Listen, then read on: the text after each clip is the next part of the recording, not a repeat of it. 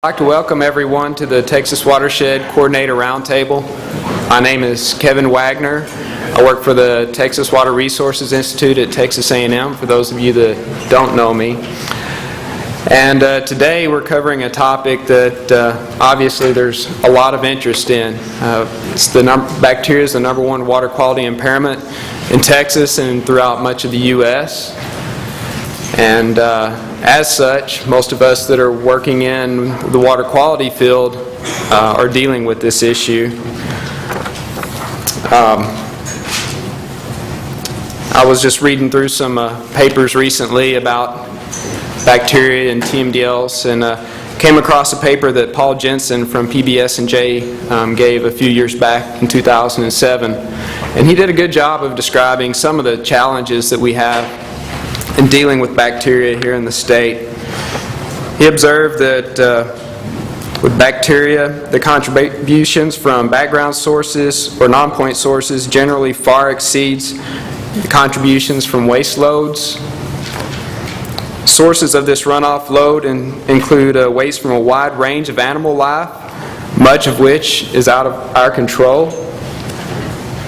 Further complicating matters, Jensen observed that indicator bacteria tests do not appear to respond only to fecal matter, which is a big issue, obviously. And finally, the percent reductions in bacteria load needed to attain water quality criteria is often greater than 90% and is mainly from background and non-point sources.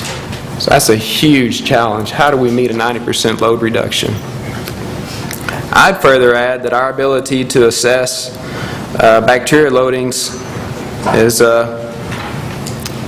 really limited due to our lack of data on source contributions, especially those from wildlife and really many of the animal sources, fate and transport mechanisms once that fecal matter is deposited on the landscape. We don't know very well the effectiveness of BMPs and other control mechanisms in reducing bacteria levels. And then we have issues with quantification of uncertainty and then the risk related to the bacteria levels that we're seeing in the water bodies. So, and these are just a few of the issues. And we're going to touch really just the tip of the iceberg today and some of our discussions on some of the recent research findings on many of these issues. But what my hope is for today is that we can initiate a dialogue where we'll be able to better understand, communicate, and address these issues. So that's really our focus for today. I'd like to thank LCRA for hosting us today. And Donna, if you'll come up here and give the welcome.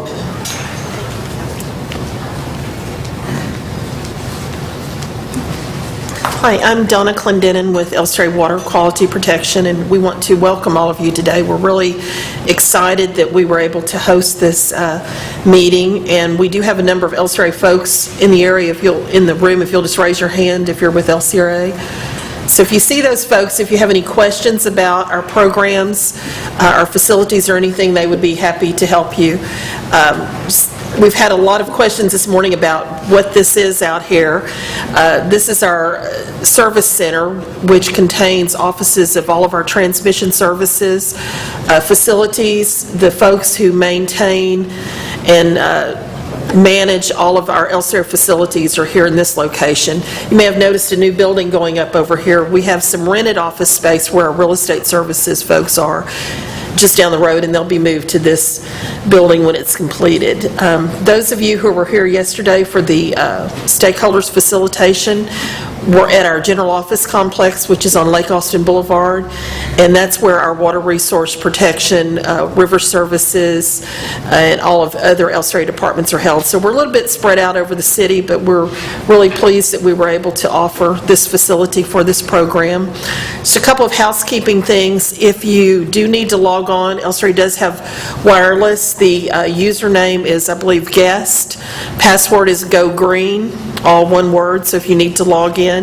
We also here have single stream recycling, so if you have any paper, plastic products, can go in any of the containers. The real trash is the gray containers. We also ask the water bottles that you refill those. The fountains are across from the restrooms. In case of an emergency, if alarms go off or anything, you'll exit out these doors, obviously.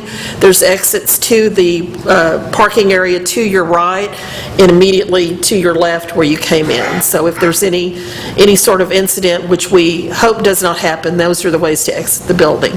So again, welcome, and we're looking forward to today. Thanks.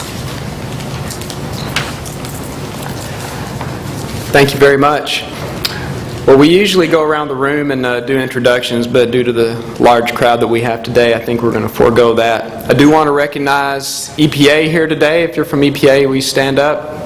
We've got about 11 people from EPA here today, so you might want to visit with them while they're accessible. One last thing before we get started. Just want to remind you that this is your meeting. I mean, it's not a round table. Lucas was giving me a hard time this morning that our round table has never met around a round table.